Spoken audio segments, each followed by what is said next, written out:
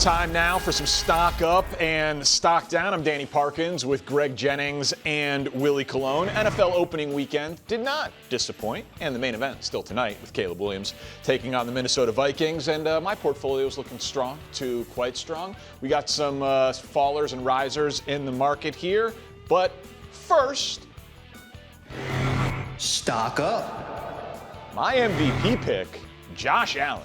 Stock up. A historic fourth quarter in too soon to call that the game of the year? I don't know. 251 passing yards in a fourth quarter. Other guys doing it in losses. He did it with 3 touchdowns in a come-from-behind victory.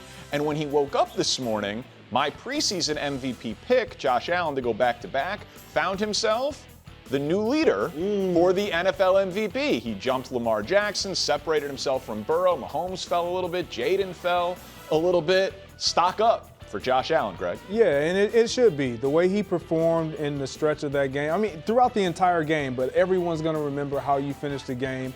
And with him performing the way that he did, to go on and propel this team to a victory over a team that was dominating them the entire game. I mean, we've seen this role being played by Josh Allen year in. Not quite like that, though. Down 15 with 4 minutes left in the fourth quarter is ridiculous. The version of his heroics, we've seen him be kind of Superman. We talk about him putting on the cape. This was no different. So, yeah, stock is up. Yeah, I thought we witnessed Josh Allen at his purest form. He was aggressive, he was tenacious, but he wasn't reckless, right? That's what I fall in love with him about this game. But I think when you talk about what he did in those final moments, you're talking about the intermediate throws. You know, the big strike down the sideline to Joshua Palmer, to Keon Coleman. Then he milks the clock down to 9 seconds, and then with the go-ahead field goal to win the game.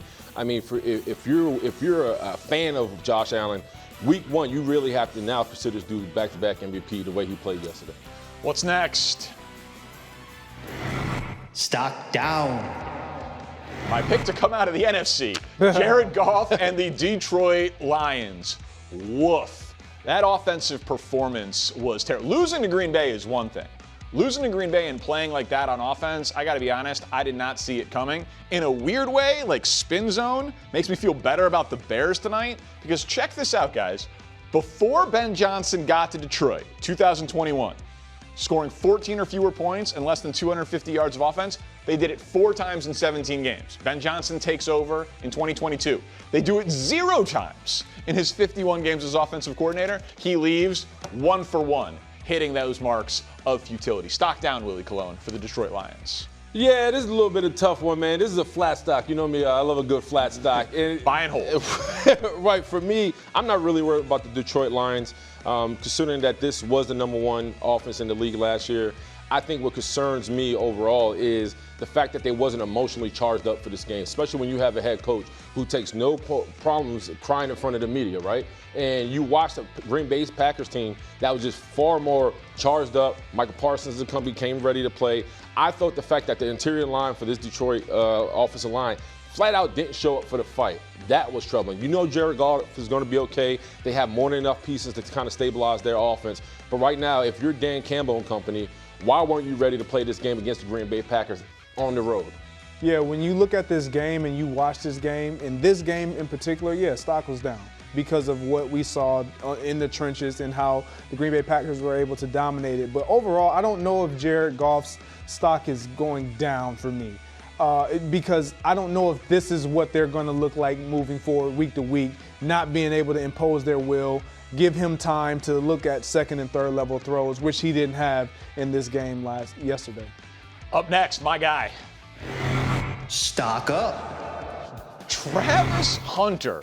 Listen, I know the numbers look pedestrian. It was 6 snaps on defense and 6 catches on offense.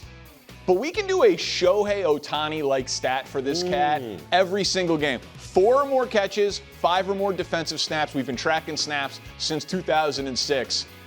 It's the most in terms of that number of catches with that number of snaps. And so I was just like, how about Deion? Because, obviously we don't have the data on everybody, but Deion played a lot of defensive snaps and played offense. Deion Sanders had 6 or more catches One time in 188 career games. Now, obviously, Travis Hunter is not Deion Sanders defensively, obviously.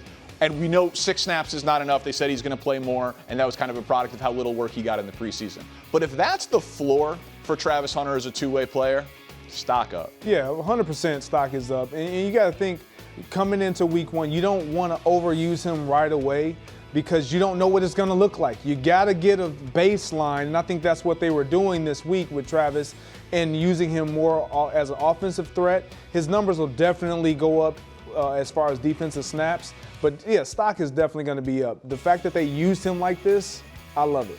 Yeah, stock up for me. I'm gonna be honest. I thought this was a novelty. The way he played yesterday, I thought it was like, okay, this is legit. There's going to be a plan for him to be successful, especially on the offensive side of the ball and the defensive side of the ball. And you got to understand, how do you earn a coach's trust?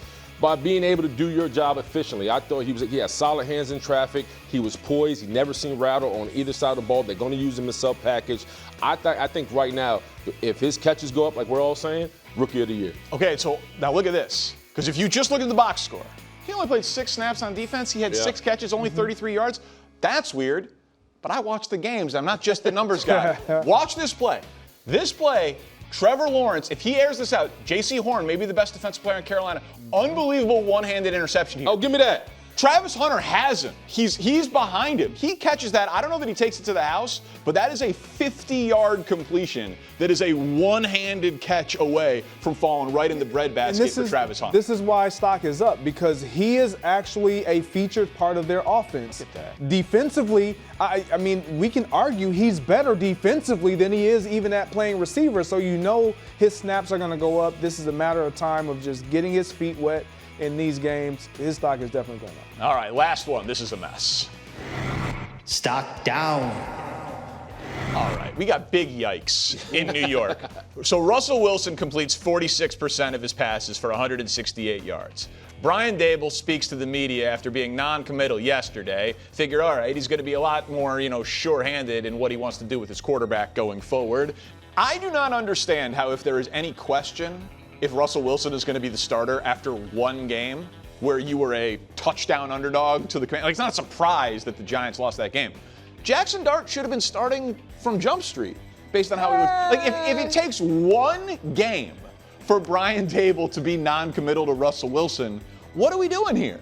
Stock down, Giants organization as a whole. Yeah, this is stock down because the Giants were bad for TV. They were a hard watch. You talk about going 4 for 16 on third down. They only mustered up 231 yards of total offense. But this is on Brian Daboll, right? This is a third straight opener where you scored 0 touchdowns. Right? This is a reflection on you. This is a division rival. We all know who the Commanders were, or we expected them to be. But right now, I believed in the New York Giants going into this offseason because of Russell Wilson, the offensive line. I talked glowingly about this front seven and this defense. They were all no-show. So if you're Brian Daboll, you have to ask yourself, why wasn't your team ready to play on the road week 1 when everybody was giving you a fair chance to be the difference? Yeah, stock down. And to your point, this is not just the first time that they've done this. This is the last 3 years. Yeah. You're an offensive coach. You're offensive mind behind what we're seeing, or the lack of what we're seeing as it pertains to quarterback play. I know everybody's going to say throw the young quarterback in there. I don't mind that he said it's not all on Russ. It's on somebody. And it shows accountability. It shows a little bit of accountability, because I wanted you to say that's on me for not having my guys ready. But as it pertains to not going with Jackson Dart, I don't mind that. But you have another guy on your roster named Jameis Winston. He's box office. I want Dart, but I'll take Jameis. No, everybody wants Dart, but is it the smart thing to do? If you're not going to do that, at least go to Jameis. Thanks for watching. Subscribe here to get more from the show and to check out clips from other shows on FS1.